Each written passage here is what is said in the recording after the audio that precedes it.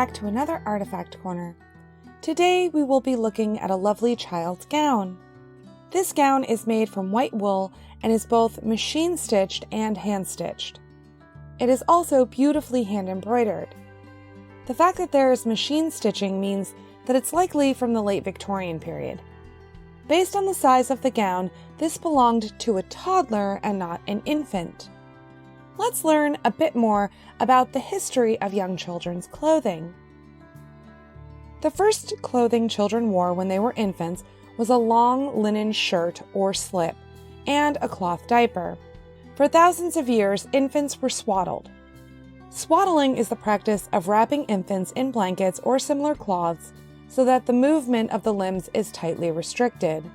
Babies were taken out of swaddling at between 2 and 4 months and put into slips, long linen or cotton dresses. The practice of swaddling began to fall out of favor in the late 18th century, and so babies were dressed in slips for the first few months of their lives.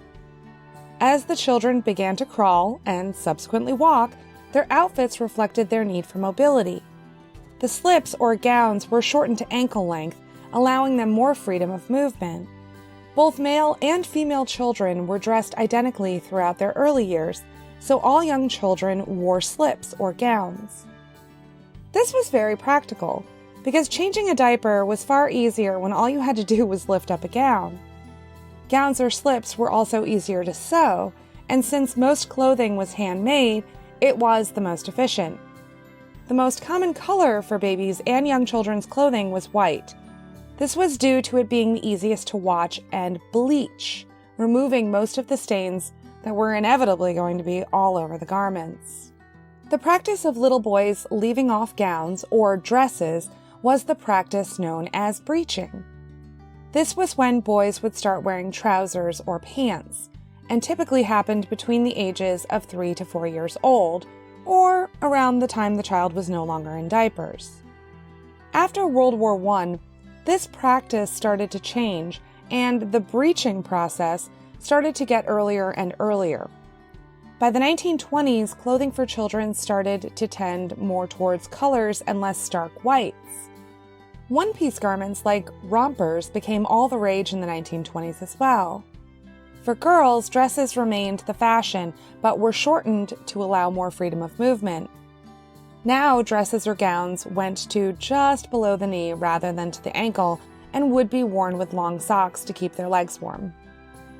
Today, we are spoiled for choice, as we have endless options for colors, materials, and designs.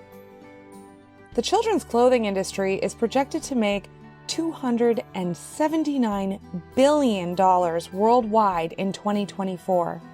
And those figures are projected to rise in the next 5 years. The gown is in good condition. There is almost no staining, and it looks like it was either rarely worn or laundered very regularly. There are a few small holes, but overall it is still in quite good condition. The hand embroidery is really quite lovely. This is a darling glimpse into the world of children's clothing in the late Victorian period, and we are so lucky to have it in our collections. Thanks so much for stopping by.